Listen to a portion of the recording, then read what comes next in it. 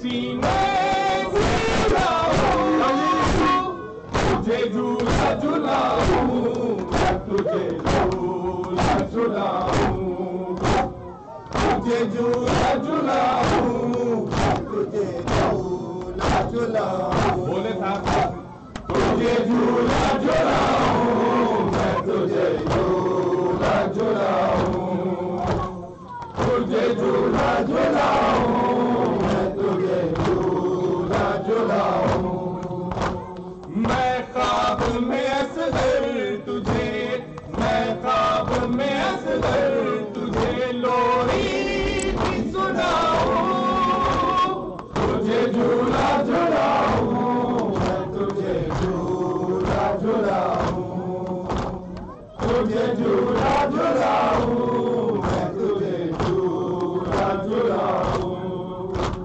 کوئی مجھے بتلاتا نہیں میری نشانی کوئی مجھے بتلاتا نہیں میری نشانی ساتھ میں تیروں کی ساتھ میں تیروں کی کہاں ڈھونڈنے جاؤں تجھے جھولا جھلاؤں میں تجھے جھولا جھلاؤں تجھے جھولا جھلاؤں میں تجھے جھولا جھلاؤں میں خواب میں اصغر تجھے میں خواب میں اصغر تجھے بھی سناؤں تجھے جھولا جھلاؤں میں تجھے جھولا جھلاؤں تجھے جھولا جھلاؤں میں تجھے جھولا جھلاؤں سوچا تھا تیری سالگرہ گھر میں کروں گی سوچا تھا تیری سالگرہ گھر میں کروں گی تقدیر یہ کہتی ہے تقدیر یہ کہتی ہے تیرا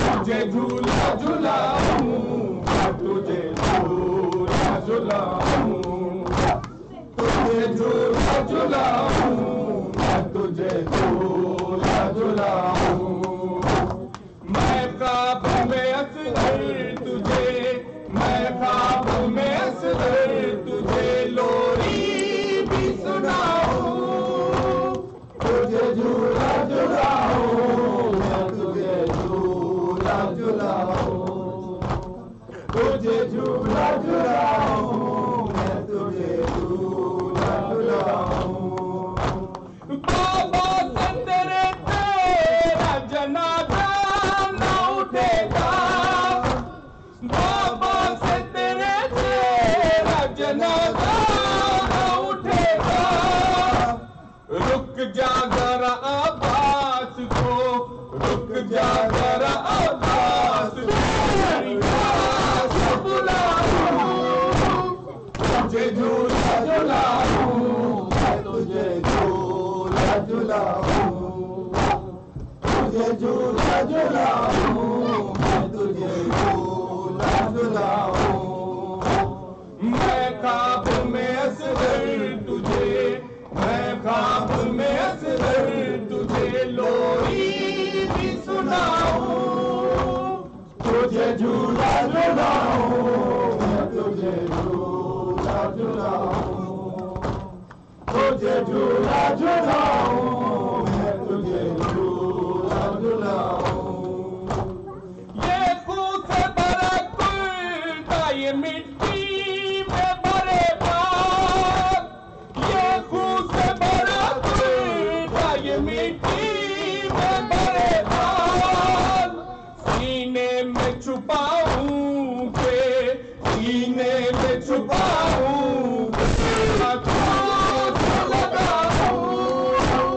تجھے جھولا جھلاؤں تجھے جھولا جھلاؤں تجھے جھولا جھلاؤں تجھے جھولا جھلاؤں میں خواب میں असगर तुझे, मैं ख्वाब में असगर तुझे लोरी भी सुनाऊं, तुझे झूला झुलाऊं, मैं तुझे झूला झुलाऊं, तुझे झूला झुलाऊं, मैं तुझे झूला झुलाऊं।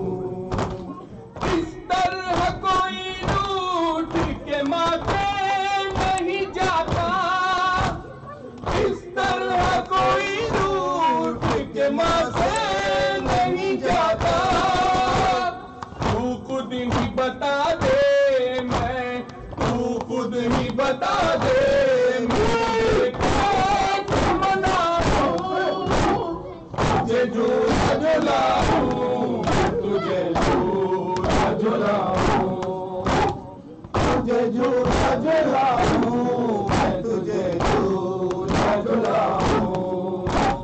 मैं ख्वाब में असगर तुझे, मैं ख्वाब में असगर तुझे लोरी भी सुनाऊं, तुझे झूला झुलाऊं, मैं तुझे झूला झुलाऊं, तुझे झूला झुलाऊं, मैं तुझे झूला झुलाऊं.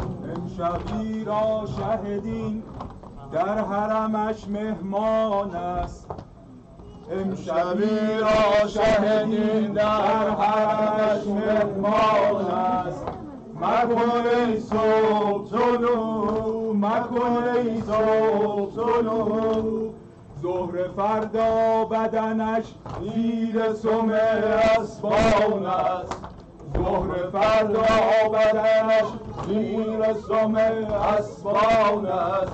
مکن ای صبح طلوع، مکن ای صبح طلوع، امشبی تا شهدی در حرمش مهمان است، امشبی تا شهدی در حرمش مهمان است. مکن ای صبح طلوع، مکن ای صبح طلوع، ظهر فردا بدنش زیر سم اسبان است، ظهر فردا بدنش زیر سم اسبان است.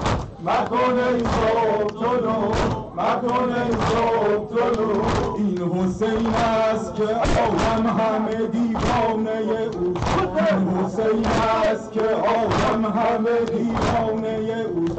او چه شمعیست که جان ها همه پروانه اوست، شرف میکده از هستی پروانه اوست. هر کجا خانه عشق است همه خانه اوست. حالیا حالیا خیمه گهش بزمگه زندان است، امشبی را شهدی در حرمش مهمان است، امشبی را شهدی در حرمش مهمان است. مکن ای صبح طلوع، مکن ای صبح طلوع، ظهر فردا بدنش زیر سم اسبان است، ظهر فردا بدنش زیر سم اسبان است. مکن ای صبح طلوع، مکن ای صبح طلوع، گفت عباس که من سر جان برخیزم، گفت عباس که من از سر جان برخیزم، از سر جان و جهان دست فشان برخیزم، از سر خواجگی خون و مکان برخیزم، من ببوید ز لحد رقص کنان برخیزم. این چه روح است و کرامت که در این یاران است، امشبی را شهدی در حرمش مهمان است، امشبی را شهدی در حرمش مهمان است. مکن ای صبح طلوع، مکن ای صبح طلوع، ظهر فردا بدنش زیر سم اسبان است، ظهر فردا بدنش زیر سم اسبان است.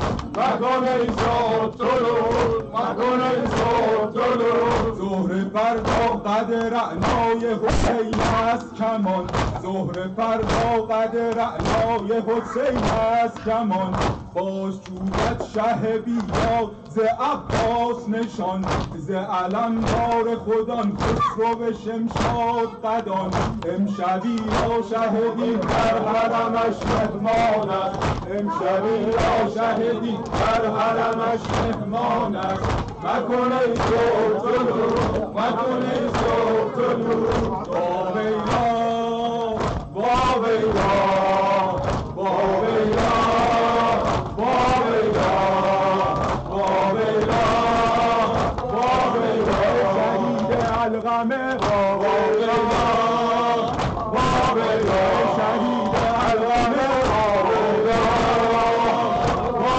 ویلا شهید علقمه با ویلا با ویلا عزیز فاطمه با ویلا با ویلا ام البنین با ویلا با ویلا قطع الیمین با ویلا با ویلا با ویلا با ویلا با ویلا با ویلا با ویلا با ویلا یا حسین یا حسین یا حسین یا حسین یا حسین یا حسین یا حسین یا حسین یا حسین لکھوں کیا سادات کے لٹنے کا میں خود ایک سید زادہ ہوں مجھے رلاتے ہیں اکثر کبھی کوفہ کبھی شام کبھی مقتل کبھی کوفہ کبھی مقتل کبھی شام مولا امام یا حسن یا حسین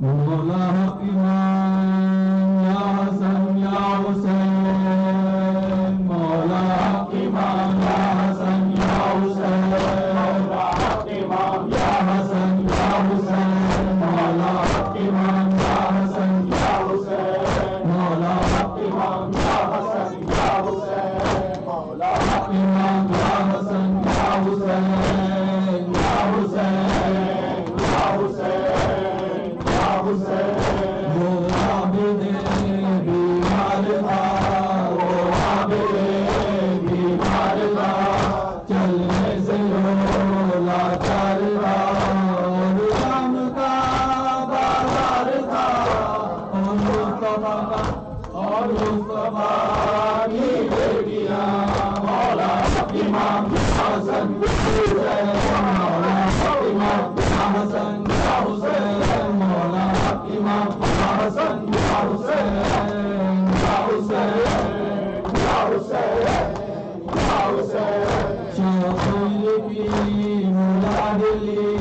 شبیر کی مولادلی شبیر کی مولادلی شبیر کی مولادلی شبیر کی مولادلی سینے پہ جو شاہ پلی سینے پہ جو شاہ پلی سینے پہ جو شاہ پلی سینے پہ جو شاہ پلی جس کی ادا من پلی تمام نشان امام حسن حسین امام حسن حسین مولا امام حسن حسین یا حسین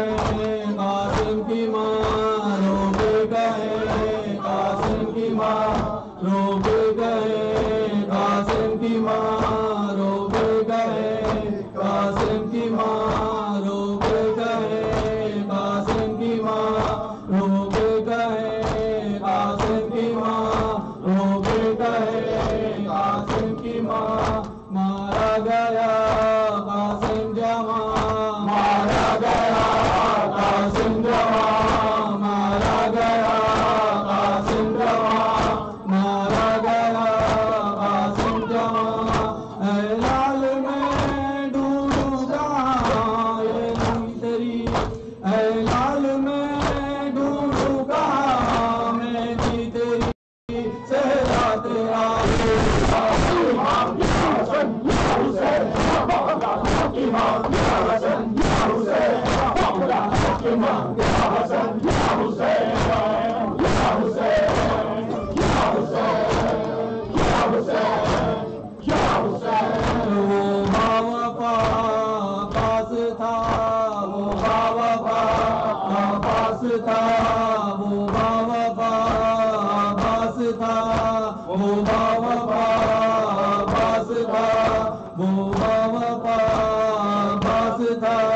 دکھیوں کی جو ایک واسطہ دکھیوں کی جو ایک واسطہ دکھیوں کی جو ایک واسطہ پانی ملا جو نہ پیا معصومہ کا احساس تھا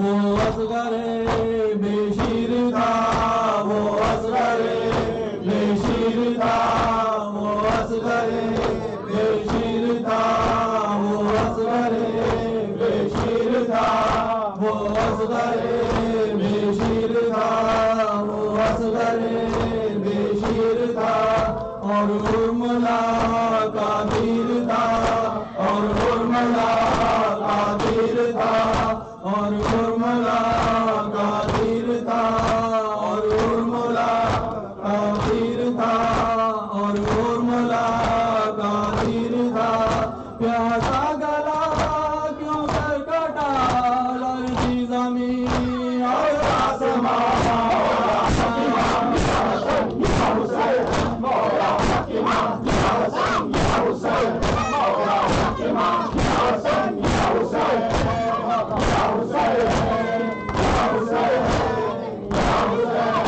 شام غریب آ گئی شام غریب آ گئی شام غریب آ گئی شام غریب آ گئی شام غریب آ گئی شام غریب آ گئی آب تو غیرت کھا گئی آب تو غیرت کھا گئی آب تو غیرت کھا گئی آب تو غیرت کھا گئی آب تو غیرت کھا گئی آب تو غیرت کھا گئی آب تو غیرت کھا گئی پہلے پہ زینب آ گئی عباس اور اکبر کا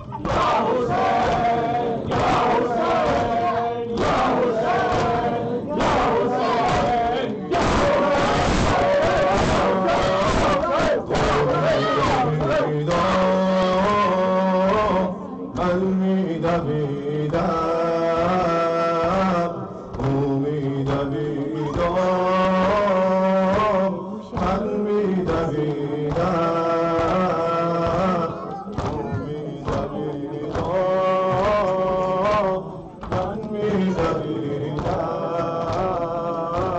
او سوی مقصد من سوی قاتل او می‌دویدم من می‌دویدم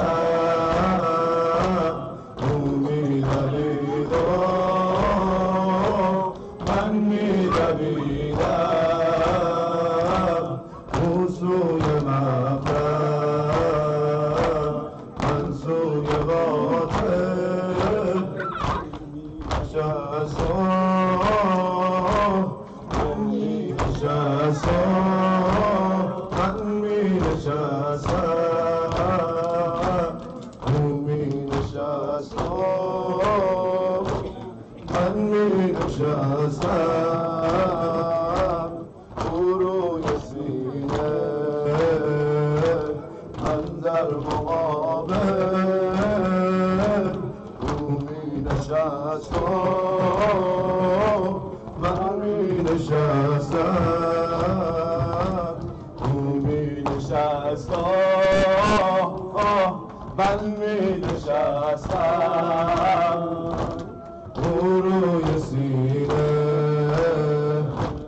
من در مقابل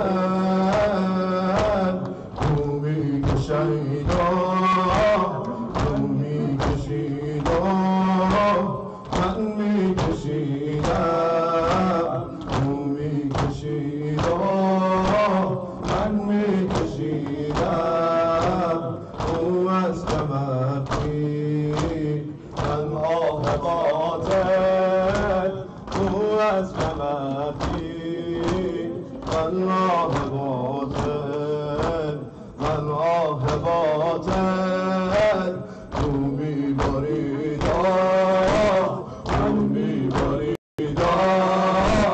من می‌بریدم او می‌بریدم من می‌بریدم او از سر من غیر از او دل من غیر از او دل یا حسین یا حسین یا حسین یا حسین یا حسین یا حسین یا حسین یا حسین یا حسین هر لحظه میرسد این نوا هر لحظه میرسد ای خدا از سما هر صبح ز ملائک حسین وای این نوا هر لحظه میرسد ای خدا از سما هر صبح ز ملائک حسین وای ولعن الله أمة أسرجت وألجمت وتنقبت لقتالك حسين وای حسين وای حسين وای حسين وای حسين وای حسين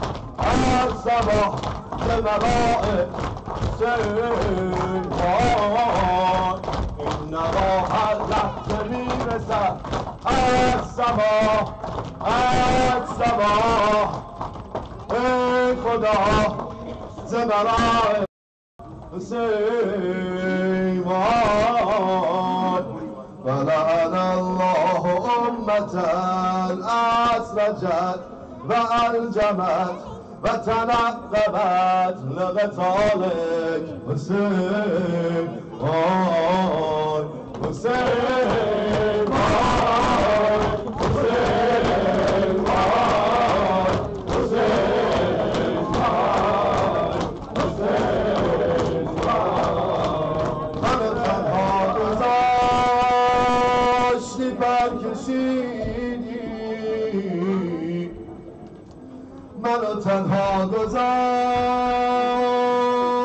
در کشیدی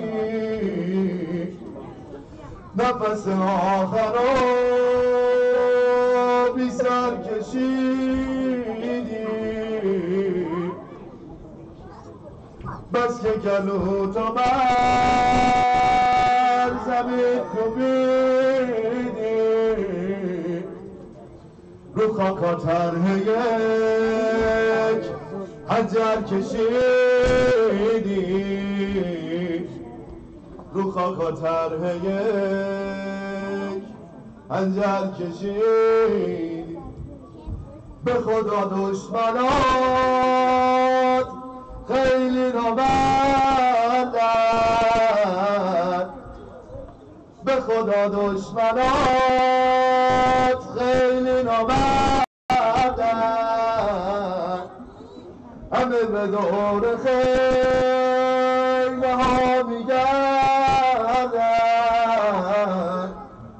دیگه به خواهرت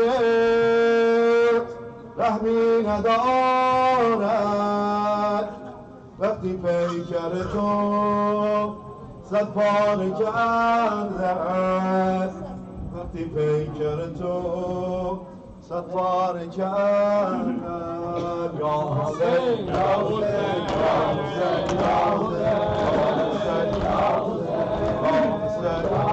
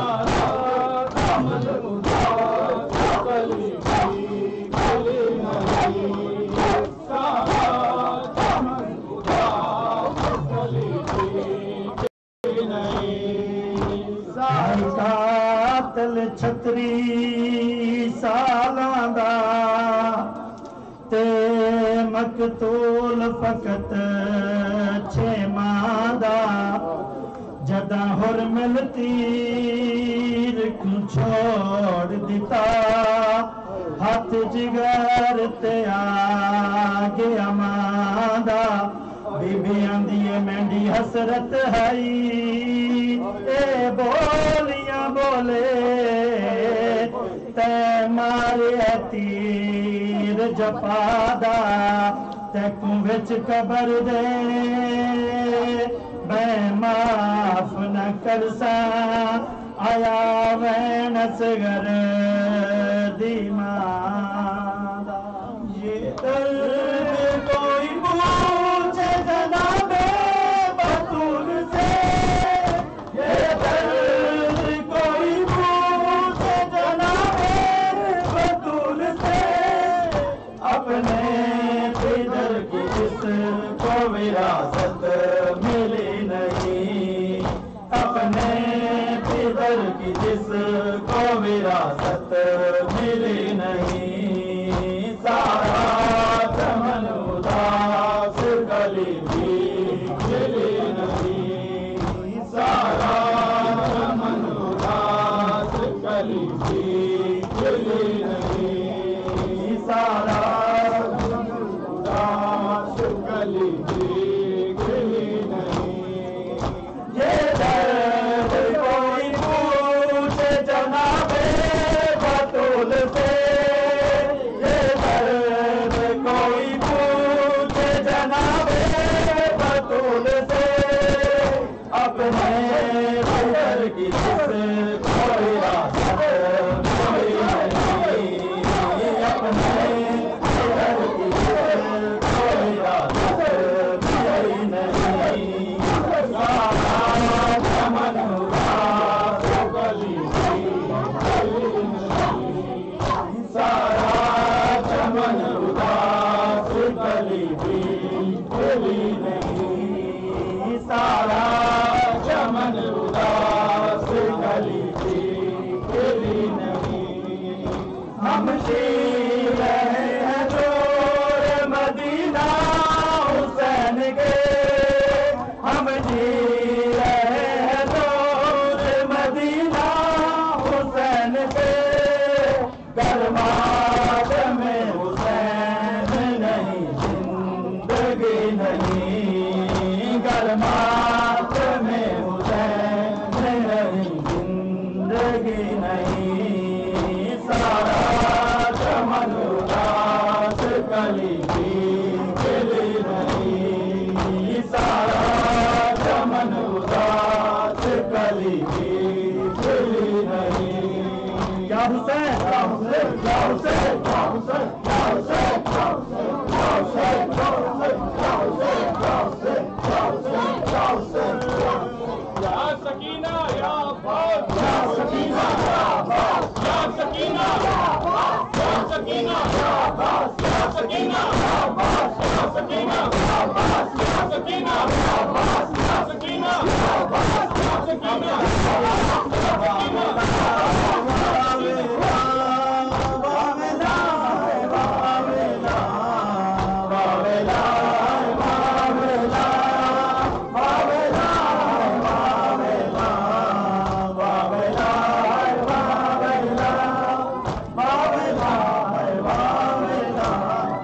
घर नबी दा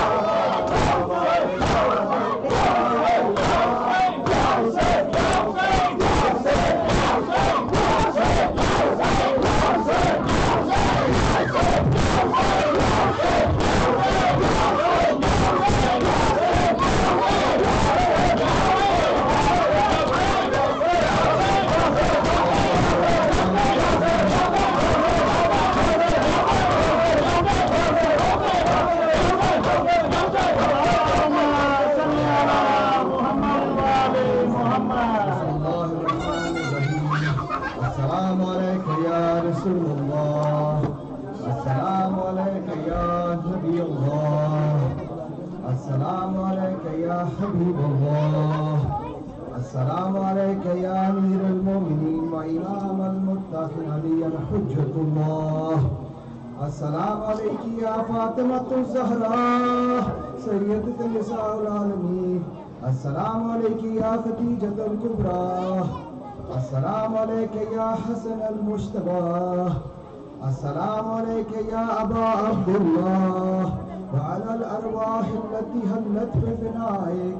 عليك مني سلام الله أبدا ما بكيت بكي الليل والنهار ولا جعله الله آخر العهد مني لزيارتكم. السلام على الحسين وعلى علي بن الحسين وعلى أولاد الحسين وعلى أصحاب الحسين الله وبركاته. السلام عليك علي بن الحسين زين العابدين. السلام عليك محمد بن علي الباقر من النبيين. السلام عليك جعفر بن محمد الصادق. السلام عليك موسى بن جعفر القادم. السلام عليك علي بن موسى. السلام عليك محمد بن علي الجواد. السلام عليك علي بن محمد الحادي. السلام عليك حسن بن علي الزكي العسكري. السلام عليك يا صاحب العصر والزمان الأمان الأمان الأمان من فتنة الزمان. السلام عليك يا خليفة الرحمن. السلام عليك يا إمام الإنس والجان. السلام عليك يا شريك القرآن. السلام عليك يا مظهر الإيمان. السلام عليك إمام الزمان حاز عجل الله فرجك وسهل الله مخرجك. السلام عليكم ورحمة الله وبركاته.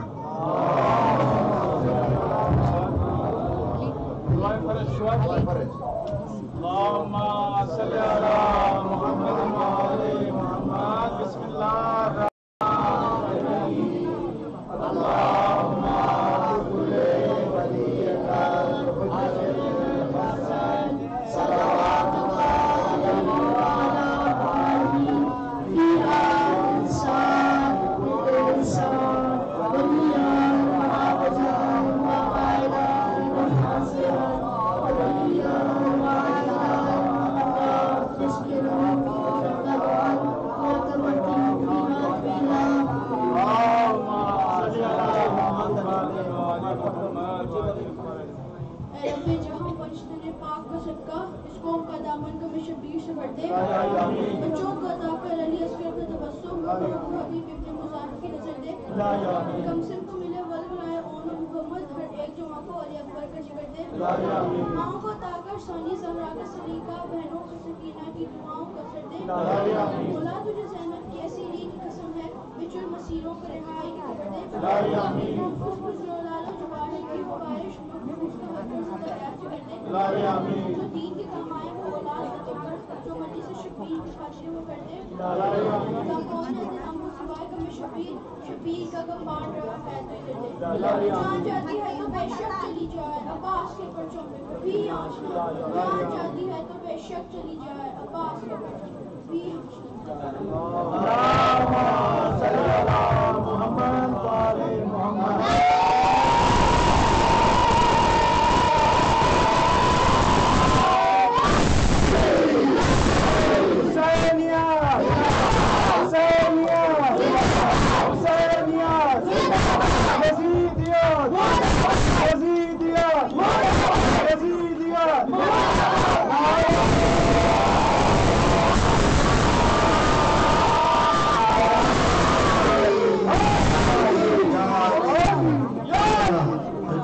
Tomorrow programs will start at 11 o'clock with Amali Ashura.